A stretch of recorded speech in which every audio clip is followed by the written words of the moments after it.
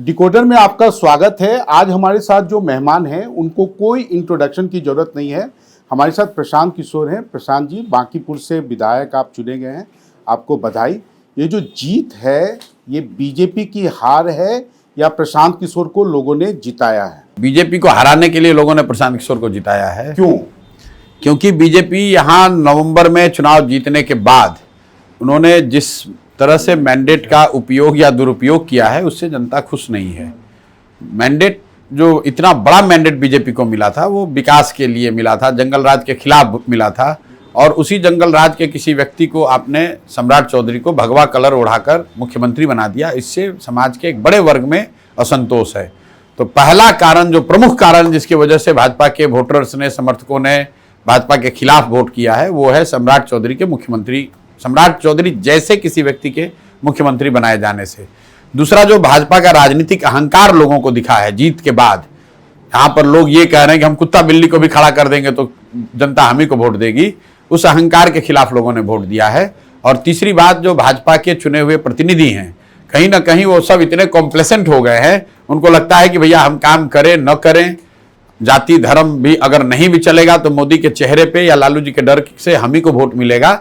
तो उन सब को मन में एक डर पैदा हो कि भाई जनता हरा भी सकती है, विकल्प बना भी सकती है। इसके लिए जनता ने बांकीपुर में भाजपा को हराया है, और विकल्प के तौर पर जनसुराज उनको दिखा, प्रशांत किशोर दिखे, तो इसलिए हमको वोट कर दिया। पहली बार हमने देखा है कि बिहार में किसी कॉन्स्टिट्यूंसी में जातियां टूटी, जो सोशल कॉम्बिनेशन है वो टूटा। तो आपको लगता है केवल ये सम्राट चौधरी के कारण टूटा या प्रशांत किशोर की उम्मीदवारी के कारण? नहीं, देखिए, मैं ये पहले से भी बताता रहा हूँ, ये पहली बार ऐसा नहीं हुआ है। आप लोग सब सीनियर पत्रकार हैं, और कभी कभी जब आप लोग ये जातियों का आकलन करते हैं, मुझे लगता है आप लोग बिहार के साथ बहुत बड़ा अन्याय करते हैं।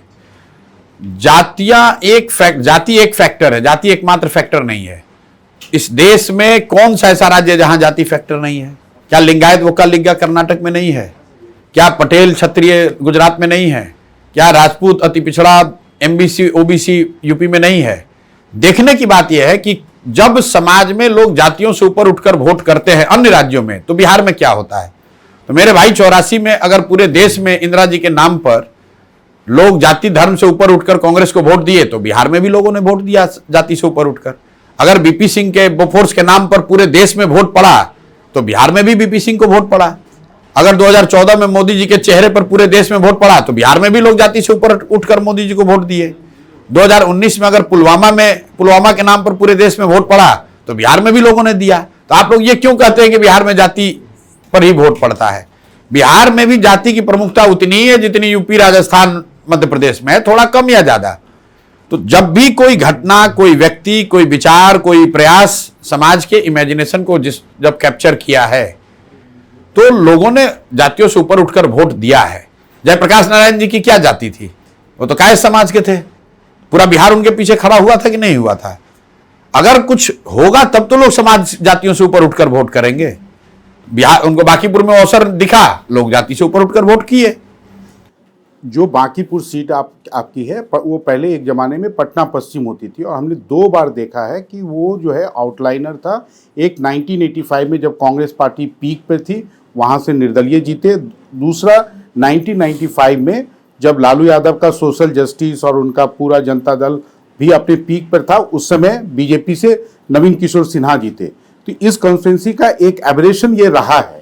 इसको नहीं, एबरेशन नहीं है, ये थोड़ा सा यहाँ पर हिंदुत्व की लेबोरेटरी के तौर पे भाजपा ने इसको नर्चर किया है। आप देखिए, सबसे ज्यादा रामनवमी के जो जुलूस हैं वो बांकीपुर से निकलते हैं। तो पूरे बिहार में जिस तरीके का हिंदू मुस्लिम नहीं है, लेकिन बांकीपुर में इस कंस्टिट्यूंसी को, चूंकि सब्जी बाग इस कंस्टिट्यूंसी का हिस्सा है, तो भाजपा ने डेलिबरेटली ये कोशिश की है कि इसको हिंदू मुस्लिम के आधार पर यहाँ पर राजनीति की जाए। वो चीज कल टूटी है। लोग हिंदू मुस्लिम की चिंता किए बगैर कि सब्जी बाग में किसको वोट पड़ रहा है, इससे राजपुताना में या बोरिंग रोड के इलाके में लोगों को बल्कि उत्साह ही हुआ कि भाई अच्छा, सब्जी बाग वाले भी दे रहे हैं तो हम भी देंगे। जबकि अभी तक ये होता था कि ये सब्जी बाग के उल्टा वोट देते थे कि सब्जी बाग में अगर वोट एक्स दल को मिल रहा है तो हम लोग को एक्स दल को हराना है। वो चीज जरूर टूटा है। जातियों की जहां तक बात है, हर बूथ पे, मैं आपको बता रहा हूं, 400 से ज्यादा बूथ पर जनसुराज जीता है। 422 में से ऐसा कैसे हुआ? 400 से ज्यादा बूथ पर भाजपा हर हारी है। आदमी जानना चाहेगा कि प्रशांत किशोर की आखिर क्या स्ट्रैटेजी रही, स्ट्रैटेजी आपने इतना बड़ा रिस्क लिया, वो भी बाकी इसलिए लड़के मैं आपको जीता। बताऊं, इसलिए कि पिछले 3-3.5 साल से जो काम मैं यहां कर रहा हूं, ऐसा नहीं है कि बांकीपुर हम आज आए, बॉम्बे से आए और बांकीपुर की जनता ने हम पर भरोसा कर लिया। 3-3.5 साल से बिहार के लोग, बांकीपुर की जनता भी लगातार देख रही है कि मैं क्या कर रहा हूं, क्या कह रहा हूं, और जो भाजपा का अभी यहां कार्यशैली रहा है, जो उनका तरीका रहा है, उसके खिलाफ उनको लगा कि प्रशांत किशोर पर भरोसा करना ज्यादा बेहतर है।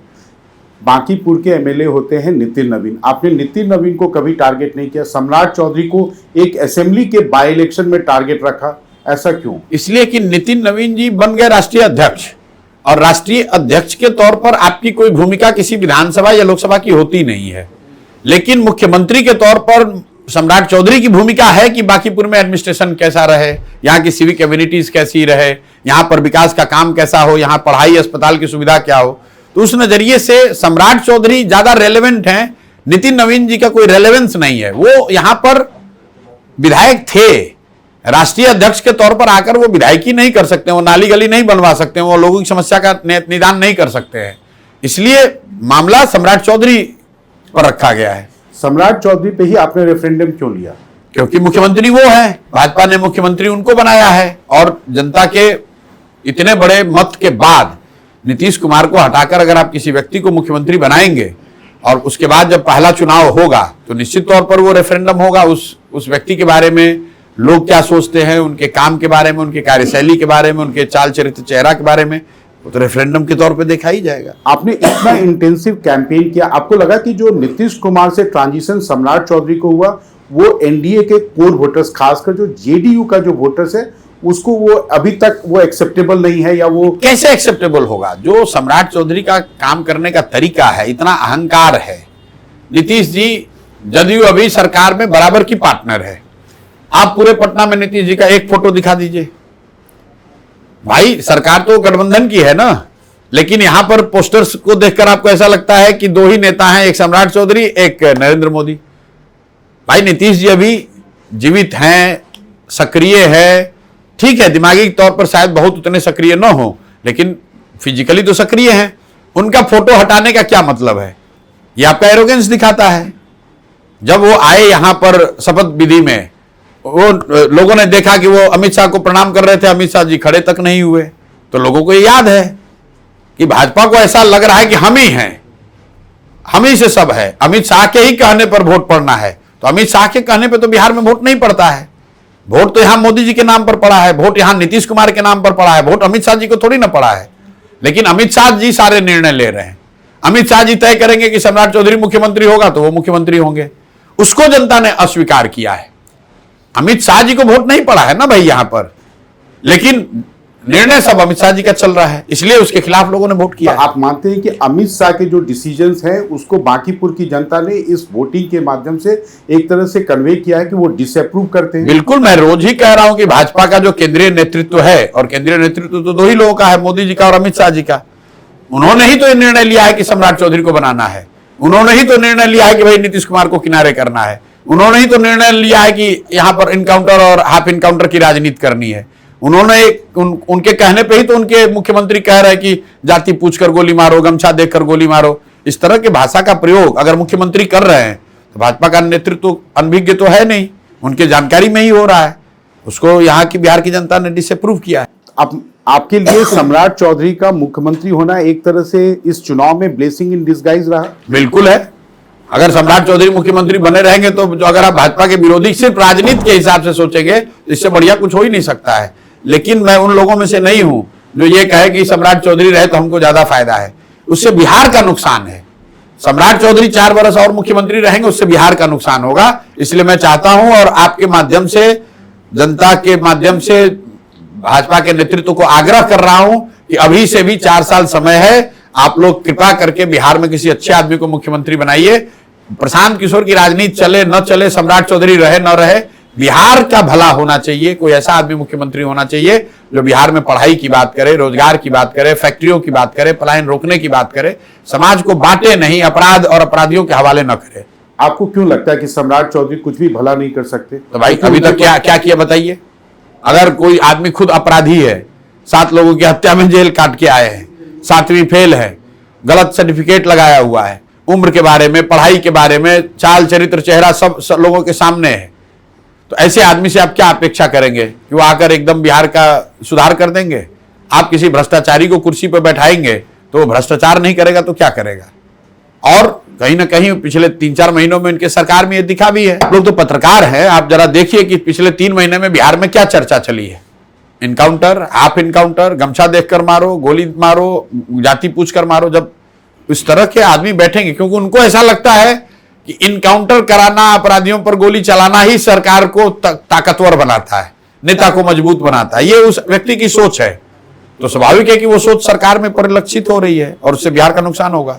सर जी, हमने देखा कि पिछले चुनाव, विधानसभा चुनाव के पहले आपने कुछ मंत्रियों के खिलाफ, इसमें सम्राट चौधरी भी थे, उनके खिलाफ इशूज को रेज किया, बट उसको आपने लॉजिकल कंक्लूजन तक नहीं पहुंचाया। अशोक चौधरी हो, मंगल पांडे हो, तो क्या आने वाले लॉजिकल कंक्लूजन होता है लोकतंत्र में? जो लॉजिकल कंक्लूजन है जैसे ऑलरेडी हो, और भी, अरे भाई आप देखिए, हाँ, मंगल पांडे के खिलाफ बोला, मंगल पांडे आज मंत्री नहीं है। अशोक चौधरी के खिलाफ बोला, 2 नंबर से लुढ़कते लुढ़कते 10 नंबर पर पहुंच गए। दिलीप जायसवाल के खिलाफ बोला, भाजपा के अध्यक्ष थे, अब अध्यक्ष नहीं है। सम्राट चौधरी के खिलाफ मोर्चा खोले हुए हैं, छोड़ेंगे नहीं, जब तक नहीं हटेंगे तब तक नहीं छोड़ेंगे। अब लॉजिकल कंक्लूजन क्या होता है? अगर आप ये कह रहे हैं कोर्ट क्यों नहीं जा रहे हैं, तो कोर्ट आज देश में क्या कोर्ट की स्थिति है वो तो आप हमसे बेहतर जानते हैं। कोर्ट में जाइएगा, आपको उठा के फेंक देगा, लोग और कहेगा कि अच्छा कोर्ट ने भी रिजेक्ट कर दिया, कोर्ट ने भी हमको सर्टिफिकेट दे दिया। कोर्ट में क्यों जाए? जनता के अदालत में लड़ रहे हैं, रोज बात कर रहे हैं। ऐसा तो है नहीं कि चुनाव से पहले जिनके बारे में बोला था अब चुप हो गए। अगर अशोक चौधरी सर्वदलीय नेता है तो सर्वदलीय नेता है, चोरी भ्रष्टाचार में जुड़े हुए हैं, 10 नंबर पर हैं, सब विभाग तो खत्म ही हो गया है, थोड़े दिन में और मंत्रिमंडल से भी बाहर हो जाएंगे। आप प्रधानमंत्री नरेंद्र मोदी और अमित शाह को हम लोगों से कहीं बेहतर जानते हैं। आपको लगता है कि जो सम्राट चौधरी को बनाने का उनका डिसीजन है वो उतना जल्दी वापस लेंगे, या जल्दी ले ना ले लेकिन लेंगे? ये लोग राजनीतिक तौर पर समझदार लोग हैं, तभी तो देश चला रहे हैं। और आपने इन लोगों की कार्यशैली देखी होगी, आपको बहुत दिखती है, बहुत स्ट्रॉन्ग, नॉन निगोशिएबल, लेकिन जब उनको सत्ता पर संकट दिखता है तो उतनी जल्दी कॉम्प्रोमाइज भी कर लेते हैं। अभी एक दिन के प्रदर्शन ने धर्मेंद्र प्रधान का इस्तीफा ले लिया कि नहीं ले लिया? उसमें तो कोई प्रशांत किशोर और कोई राहुल गांधी नहीं गए थे। किसानों के आंदोलन ने दिखाया। लोग भूल जाते हैं ना, लोगों की मेमोरी कम है। जमीन अध्यादेश के मामले में 3 बार ऑर्डिनेंस लाने के बाद सरकार को अपने ऑर्डिनेंस को ड्रॉप करना पड़ा था।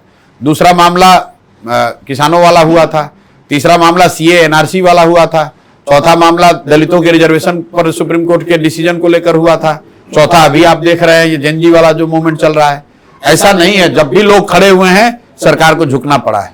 जेएनजी का जो मूवमेंट है, आप मानते हैं कि उसने एक जो डर का जो माहौल था उसको खत्म किया, और कहीं ना कहीं इस चुनाव में बीजेपी बांकीपुर में भी बैकफुट पर आई, और उसका आपको एक, भले वोटिंग में जेएनजी नहीं आया हो लेकिन एक साइकोलॉजिकल एडवांटेज हुआ? अभी जेएनजी का जो मूवमेंट है वो इंक्यूबेशन फेज में है, वो अभी उसका मेन फेज आना बाकी है, और ये सरकार समझती है। अभी बहुत लोग जल्दी में हैं इस चीज को देखने में और एसेस करने में कि जेएनजी मूवमेंट का असर क्या हो रहा है। असर अभी आपको अगले साल दिखेगा, साल, 1.5 साल, 2 साल बाद दिखेगा। मैं आपको याद दिलाना चाहता हूं कि अन्ना का जो आंदोलन हुआ था, मेन जो 2G का मामला आया था वो यूपीए 1 के अंतिम सालों में आया था, और अन्ना का आंदोलन 3 बरस के बाद उफान पर आया। ये चीजें अंदर सिमर होती रहती हैं। जेएनजी के एक जंतर मंतर के मोमेंट ने दिखाया कि यह संभव है। लाखों लोग इस बात पर कन्विंस हो गए कि भैया संभव है, इनको झुकाया जा सकता है। अब कोई भी जब मुद्दा होगा, इससे बड़ा मुद्दा, इससे बड़ी संख्या में लोग आएंगे, तो मूवमेंट किस स्वरूप में आएगा वो कोई प्रेडिक्ट नहीं कर सकता है। ये सरकार के लिए बहुत बड़े खतरे की घंटी है, और सरकार आपसे हमसे ज्यादा जान रही है इस बात को। ये ऐसा नहीं है कि एक दिन का प्रोटेस्ट हुआ और वो खत्म हो गया, ये समाज के अंदर बात चली गई है। एक किसी पत्रकार ने अच्छा कहा, व्हाट्सएप के जनरेशन ने मोदी को बनाया था, ये इंस्टा के जनरेशन ने मोदी के तिलिस्म को तोड़ा है। आपको लगता है? क्योंकि लगता क्या भाई, हम लोग खुद चुनाव प्रचार किए हैं 2011-12 में, देश में 5-6 करोड़ लोग व्हाट्सएप पर थे, और जो व्हाट्सएप पे चर्चा चली तो उससे पहले राजनीति की समझ रखने वाले लोगों को पता ही नहीं चला कि हुआ क्या। उस समय भी लोग यही कहते थे व्हाट्सएप पर मैसेज भेजने से क्या होगा, उसी से मोदी का पूरा तिलिस्म खड़ा हुआ। और आज उसी तरह लोग व्हाट्सएप वाले एक पार्क में बैठ के सोच रहे हैं कि अरे ये तो मोदी का ही दुनिया है, यहाँ इंस्टा पर लोग ठोके जा रहे हैं। और आप देख रहे हैं कि मोदी की जितनी सोशल मीडिया की चाहे समझ हो, काउंटर नहीं कर पा रहे हैं उसको। तो ये नया जनरेशन है, नया टूल है। मैं हमेशा कहता हूं कि टूल का बहुत महत्व नहीं है। व्हाट्सएप है, किसी जमाने में टेलीविजन था, उससे पहले रेडियो था, उससे पहले अंतर्देशीय पत्र था। महत्व मैसेज और मैसेंजर का है। महत्व इस बात का है कि पेपर लीक हुआ है। महत्व इस बात का है कि देश में बेरोजगारी बढ़ी है। महत्व इस बात का है कि युवा इस देश में रेस्टलेस है, और उस चीज को आप डिस्कार्ड नहीं कर सकते हैं। इंस्टा तो उसका एक तरीका है उस चीज को एक्सप्रेस करने का। आपको लगता है कि प्रधानमंत्री नरेंद्र मोदी आज की तारीख में इन सभी इश्यूज को टैकल कर पाएंगे? अब कर पाएंगे कि नहीं कर पाएंगे, तो हमसे बहुत विद्वान आदमी है, वो जानते होंगे। लेकिन सरकार पर दबाव है और ये दबाव बना रहेगा। ये वन ऑफ इवेंट नहीं है। ये गलती मत कीजिए समझने का कि जंतर मंतर हो गया, अब खत्म हो गया। ये बढ़ेगा, किस स्वरूप में बढ़ेगा, कितना बढ़ेगा, ये कोई नहीं जानता है। और इसको आप ट्रेडिशनल जो पार्टियों का जो पैराफर्नेलिया है उससे आप इसको डील नहीं कर सकते। क्यों, आपको क्यों लगता है? भाई कांग्रेस डील कर पाई? जब अन्ना आंदोलन हुआ तो डील कर पाई? जब पब्लिक खड़ी होती है तो हर बार एक नए तरीके से खड़े हो जाती है ना। यही आंदोलनों का ये कैरेक्टर होता है। सरकार तो क्रैकडाउन कर रही है, लोगों से माफी मंगवाया जा रहा है। क्रैकडाउन करने से क्या होगा? जितने एक लड़की ने माफी मांगी है, हजारों लोग फिर भी मीम बनाकर डाल ही रहे, रोज डाल रहे हैं। मतलब मोदी जी के खिलाफ इस तरह के शब्दावली का प्रयोग 12 साल में तो किसी ने नहीं किया था। एक बच्ची को आपने अगर मान लीजिए माफी मंगवा भी दिया तो उसका तो और बैकलैश ही हो रहा है, लोगों में और गुस्सा बढ़ रहा है कि आप एक 15 साल की बच्ची को डरा कर उससे माफी मंगवा रहे हैं। आपके ट्रोल भी तो गाली दे रहे हैं सबको, भाजपा के और कांग्रेस के ट्रोल भी तो गाली दे रहे हैं एक दूसरे को और सामान्य लोगों को। तो किसी एक सामान्य लोगों से अगर गलती हो भी गई तो उसको इतना बड़ा इशू बनाने की क्या जरूरत? अब मोहन भागवत आउटरीच कर रहे हैं, यूथ के साथ कनेक्ट करेंगे, आपको लगता है कि? अब मैं इतना उनको जानता नहीं हूं, और क्या आउटरीच करेंगे ये उनका विषय है। सबको आउटरीच करने का अधिकार है। मेरा एक सवाल है, कमिंग बैक टू बिहार, यहां से अब आप अपनी रोल को कैसे देखते हैं? अब प्रशांत किशोर आने वाले दिनों में किस तरह की राजनीति करेंगे? जो राजनीति पहले कर रहे थे वही करेंगे। बिहार के गांव-गांव में घूमेंगे, लोगों को बताएंगे। कुछ एक्स्ट्रा समय बांकीपुर के लिए निकालेंगे ताकि बांकीपुर ने जो जिम्मेवारी दी है उसको ईमानदारी से पूरा कर सके। आपको लगता है कि बांकीपुर एक टेम्पलेट है जिसको आप रिमेनिंग 242 कॉन्स्टिट्यूंसीज में बिहार में रिप्लिकेट कर सकते हैं? टेम्पलेट के तौर पे नहीं देखते, लेकिन ये देखते हैं कि बांकीपुर में अगर 2 साल में लोगों को विजिबल परसेप्टेबल चेंज दिखेगा तो निश्चित तौर पर दूसरे इलाकों में भी उसका असर पड़ेगा। चेंज बिहार प्रशांत किशोर की बात नहीं है। चेंज ये है कि अगर आप जाति धर्म नेता और दल का बंधुआ मजदूरी छोड़कर वोट दीजिएगा, अच्छे आदमी को जिताइएगा, और उसका असर अगर लोगों के जीवन में अच्छा पड़े, जैसे अगर जो मैं कह रहा हूं कि बांकीपुर में पढ़ाई की व्यवस्था सुधार देंगे, अगर वो सुधार होगा तो नेचुरली वो मधुबनी झंझारपुर में भी लोगों को पता चलेगा और साल भर में उसको सुधार के दिखाएंगे। आपके ऐसा क्या सोचा है आपने कि? मैंने बताया है जो मैंने 3 बात बताई है कि भाई विधायक और विधायक से जुड़े हुए मामलों में चोरी नहीं होगी और लोगों को दिखेगा। अगर लोगों को 5 किलो अनाज मिलने लगेगा तो लोगों को दिखेगा कि कल तक 4 मिल रहा था, आज 5 मिलने लगा। लोगों को राशन कार्ड के लिए 3,000 5,000 रुपया नहीं देना पड़ेगा तो लोगों को पता चलेगा कि नहीं, पैसा नहीं लग रहा है। नाली गली में कमीशन खोरी बंद हो जाएगी तो लोगों को दिखेगा। और जो सबसे बड़ी बात जो मैं कह रहा हूं कि अगर साल भर के अंदर बांकीपुर के गरीब इलाकों में जो सरकारी विद्यालय हैं उसमें गुणात्मक सुधार नहीं हुआ तो उन गरीब बच्चों के अंग्रेजी स्कूल में पढ़ाने की, प्राइवेट स्कूल में पढ़ाने की जिम्मेवारी प्रशांत किशोर की है। ये आपको साल भर में दिखेगा। प्रशांत किशोर एज जन स्वराज एमएलए क्या रूलिंग पार्टी के लिए हेडेक होंगे या विपक्ष के लिए भी नया सरकार? हम किसी के लिए हेडेक नहीं है। हम बिहार की जनता की मदद करना चाहते हैं। हम जो अपनी बात बता रहे हैं, बिहार की जनता को रास्ता बता रहे हैं, उस रास्ते पर लोग को देखने का बांकीपुर एक अवसर होगा कि उस रास्ते पर चलने का क्या फायदा है, क्या नुकसान है। बांकीपुर में हमने और भी देखा कि बिहार का जो सो कॉल्ड विपक्ष, खासकर आरजेडी का भी कोलैप्स हुआ, वैसा क्यों? भाई आप महीने भर यूरोप में घूमिएगा चुनाव के टाइम में तो कोलैप्स तो होगा ही होगा। लोग तो ये चाहते हैं ना कि जो भी नेता है, जो भी नेतृत्व कर रहा है वो आपके साथ रहे, आपके साथ मिलकर काम करे। तो अब वो बताएंगे कि भाई इतना बड़ा चुनाव था तो एक महीना यूरोप क्यों घूम रहे थे या जहां कहीं भी थे, ये तो उनको बताना है। ये जनता ने तो उनको भेजा नहीं था। प्रशांत किशोर ने तो उनको नहीं कहा था कि आप देश छोड़ के बाहर चले जाइए, वो खुद से गए थे। तो आप मान लीजिए परीक्षा के टाइम में आप पढ़ाई नहीं कीजिएगा तो फेल हो जाइएगा, इसमें कौन सी बड़ी बात आपको लगता है बिहार में जो स्ट्रॉन्ग क्रेडिबल ऑपोजिशन का एक जो स्पेस है वो वैकेंट है? नहीं, मैं ऐसा नहीं मानता हूं। विपक्ष की भूमिका में तेजस्वी यादव हैं, आरजेडी है, वही रहेंगे। हम लोग की भूमिका समाज में है, समाज में हम लोग लगे रहेंगे, लोगों की आवाज बनने की कोशिश करेंगे, उनके साथ अन्याय हो तो उनके साथ खड़े होने की कोशिश करेंगे। आने वाले दिनों में प्रशांत किशोर को हम कहाँ देखेंगे? सदन से बिहार में देखेंगे, बिहार में देखेंगे, गांव में देखेंगे, बिहार के सड़कों पर देखेंगे। सदन तो यहाँ ज्यादा दिन चलता है नहीं, आपको भी मालूम है, जहाँ चलता है तो गाली गलौज होता है। लेकिन एक मजबूती से आवाज उठाते हुए, जितनी मजबूती से मैं पहले आवाज उठा रहा था उतनी मजबूती से अभी भी आवाज उठाऊंगा। शायद थोड़ा बहुत मीडिया वाले ज्यादा वैल्यू दे दें। प्रशांत, आपने बिहार में 2025 का विधानसभा चुनाव देखा था। 2015 में आप नीतीश कुमार और लालू यादव के साथ थे, और खुद जब आप चुनाव लड़ रहे थे उसमें क्या अंतर क्या दिखा? अंतर क्या दिखा मतलब डिफरेंस क्या था? नीतीश कुमार के साथ चुनाव जो आप कंडक्ट कर रहे थे, जो उनके हम लोग ये पूरा जो जनसुराज कॉन्सेप्ट है ये बिल्कुल प्यूरिटन कॉन्सेप्ट है, इसमें कॉम्प्रोमाइज नहीं है। हम लोग कॉम्प्रोमाइज नहीं करते हैं। हम जाके इस चुनाव में भी वोट नहीं मांगे हैं। हमने लोगों को कहा है कि ये बात है, जो आपको अच्छा लगे वो निर्णय लीजिए, ये फर्क है। हम मतलब जाकर हाथ जोड़कर ये कहना कि आप हमको वोट दे दीजिए, हम आएंगे तो आपका जीवन सुधार देंगे, ये बात जनसुराज में हम नहीं कहते हैं, इस चुनाव में भी नहीं कहा है। जाकर यही कहा है कि देखो भाई ये स्थिति है, ये 3 वजह है जिसकी वजह से आपको भाजपा को वोट नहीं देना चाहिए, ये 3 वजह है, अगर आप चाहे तो हमको वोट दे सकते हैं, लेकिन अगर हमसे बेहतर कोई खड़ा है आप उसको भी वोट दीजिए, लेकिन अच्छे आदमी को जिताइए।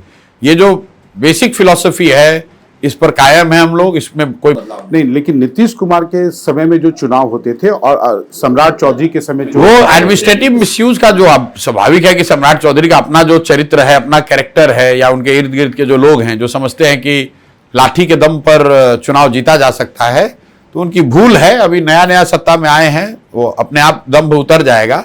नीतीश कुमार जैसे लोग लंबे समय तक सत्ता में रहे थे तो उनको मालूम है कि जनता को डरा कर वोट नहीं लिया जा सकता है। इन्होंने डरा कर वोट लेने की कोशिश की, इसीलिए 400 बूथ पर हारे हैं। लेकिन आपको लगता नहीं कि अचानक इस विक्ट्री के बाद पूरे देश में, खासकर बिहार में, एक एक्सपेक्टेशन बहुत आपसे ये राइज हुआ है? हुआ होगा। ईमानदारी से काम करने की कोशिश करेंगे और लोगों से बार बार यही कहेंगे कि आप हमसे मिरेकल की उम्मीद मत कीजिए। जो बात 3 साल से कह रहे हैं, सुधार प्रशांत किशोर से नहीं होगा, सुधार तब होगा जब आप वोट देने के तरीके को सुधारिएगा। आपने बांकीपुर में अच्छे से वोट दिया है, अगर आपने दोनों दलों को हराया है तो उसका असर आपको दिखेगा। मैं तो काम करूंगा ही करूंगा, भाजपा वाले भी काम करेंगे, क्योंकि उनको भी डर हुआ है कि वो चुनाव हार सकते हैं। जो बात मैं बता रहा हूं कि जीतने वाले के भरोसे खाली मत रहिए, जो हारेगा वो भी काम करेगा। रविशंकर प्रसाद अब ज्यादा उपलब्ध रहेंगे, भाजपा के लोग ज्यादा गलियों नालियों की चिंता करेंगे। भाजपा के लोग अब ये गलती नहीं करेंगे कि कुत्ता बिल्ली को भी खड़ा करके चुनाव जीतने का प्रयास करने का जो उनका सोच था उस पे रोक लगेगी। प्रशांत किशोर का मुख्यमंत्री बनने का जो लक्ष्य है वो कब पूरा होगा? हमारा ऐसा लक्ष्य है तो आप ही को मालूम है, हमारा ऐसा लक्ष्य, ऐसा हमको तो नहीं मालूम। राजनीति क्यों कर रहे हैं? हम राजनीति इसलिए कर रहे हैं कि हम अपने जीवन का 10 साल बिहार को देना चाहते हैं। बिहार में सुधार चाहते हैं। ये चाहते हैं कि बिहार में दूसरे जगह से लोग आए, यहाँ पढ़ाई हो, रोजगार हो, बिहार भी दूसरे राज्यों की तरह उन्नत बने।